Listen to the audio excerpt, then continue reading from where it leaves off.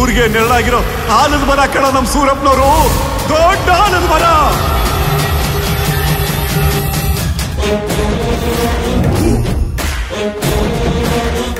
ಊರೆಲ್ಲ ಪೂಜೆ ಮಾಡೋ ದೇವರಂತೆ ರಾಜನಂತೆ ನಡೆದು ಬಂದ ಸಾಹುಕಾರನು ನಮ್ಮ ಆದಿಶೇಷನು. ಅವನು ನಮ್ಮಗ ಪ್ಯಾಟೆಲ್ ಚೆನ್ನಾಗಿ ಓದಿ ನಮ್ಮೂರಿಗೆ ಒಳ್ಳೆ ಹೆಸರು ತರ್ತಾನೆ.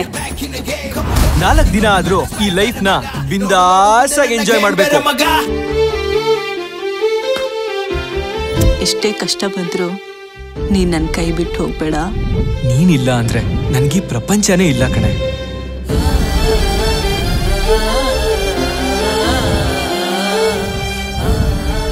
ಈ ಪ್ರಪಂಚ ನಿಂತಿರೋದೇ ದುಡ್ಡಿನ ಮೇಲೆ. ಎಂಜಾಯ್ ಮಾಡ್ತಿದೀವಿ ಅಂತ ರಿಷಿಕಂಗ್ ಮಾತ್ರ ಗೊತ್ತಾಗ್ಬಾರ್ದು.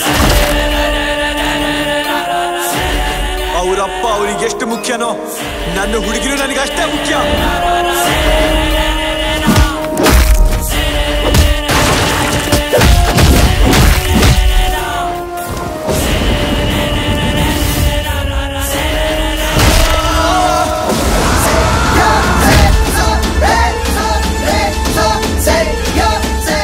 ನೀನ್ ಮಾಡಿರೋ ತಪ್ಪಿಗೆ ಆ ದೇವರು ಕೂಡ ಕ್ಷಮಿಸೋದಿಲ್ಲ ಕಣ.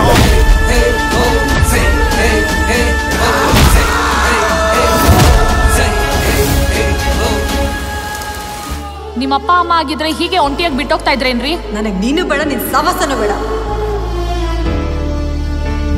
ಈ ದುಡ್ಡಿಂದಾನೆ ನನ್ ಪ್ರೀತಿನ ಕಳ್ಕೊಂಡ್ಬಿಟ್ಟೆ.